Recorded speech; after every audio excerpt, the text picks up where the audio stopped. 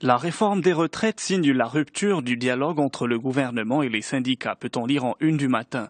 D'un côté, l'exécutif tire la sonnette d'alarme sur la situation des caisses de retraite et évoque une démarche pénible et onéreuse, mais qui reste indispensable. De l'autre, les syndicats appellent à une grève générale le 29 octobre, la deuxième en 2 mois, rappelle le journal. Les centrales s'estiment écartées de tout dialogue social, notamment en ce qui concerne la réforme des retraites. Les boulangers annoncent une hausse de 20 centimes à partir de lundi prochain. C'est Libération qui nous en parle en une. Le prix du pain passe de 1,20 dirham à 1,40 dirham. Selon le président de la Fédération des boulangers pâtissiers du Maroc, cette hausse est inévitable. Les professionnels ne céderont pas devant les communiqués du gouvernement. Selon lui, il est inconcevable que le prix du pain soit resté le même depuis 10 ans, rapportent les Échos. Pour le gouvernement, le prix du pain est une ligne rouge qu'il ne faut pas franchir. Le gouvernement a du pain sur la planche. Beaucoup de réformes doivent être lancées en urgence, annoncent les Échos, qui s'intéressent au budget 2015. Si les premières indiscrétions anticipent un statu quo fiscal, les enjeux pour l'économie nationale dépassent largement ce seul aspect, écrit le quotidien. En plus de la poursuite du rétablissement des équilibres macroéconomiques, le budget 2015 devrait se focaliser sur les mesures susceptibles de rehausser la compétitivité marocaine afin de hisser le royaume parmi les puissances émergentes au niveau international.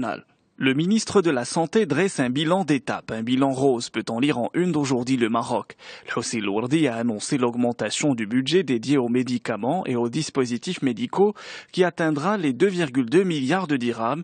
Quant à l'ouverture des capitaux des cliniques aux investisseurs privés, le ministre a souligné l'importance d'une coopération publique-privée, tout en rappelant que le ministère œuvrait d'abord à renforcer le dispositif public.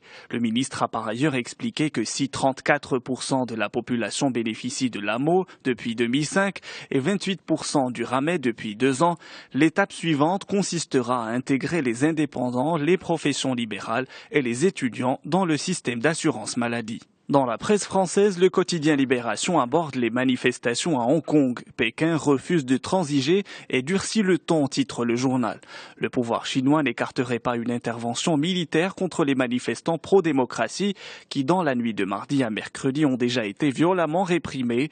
Les manifestations durent depuis 18 jours, rappelle le quotidien, qui relève que face à une Chine autoritaire qui ne veut rien lâcher, le combat très inégal d'une partie de la population de Hong Kong pour une authentique démocratie paraissait mercredi mal au point.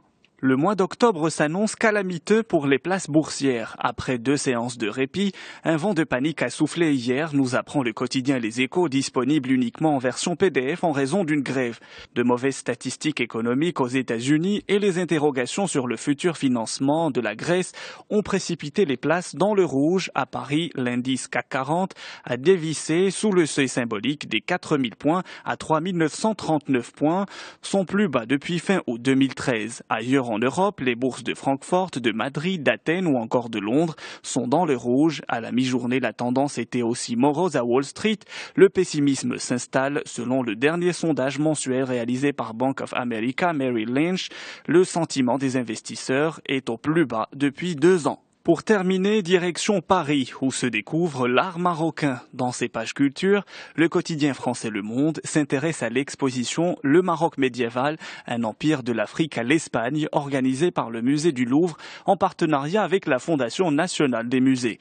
De l'héritage médiéval aux créations contemporaines, 3 expositions sont consacrées cet automne à l'art marocain au Louvre, à l'Institut du monde arabe et au musée de la Croix. Pour la première fois, l'IMA a réuni 400 œuvres de plus de 80 plasticiens, vidéastes, designers et architectes marocains sur 2500 mètres carrés d'exposition.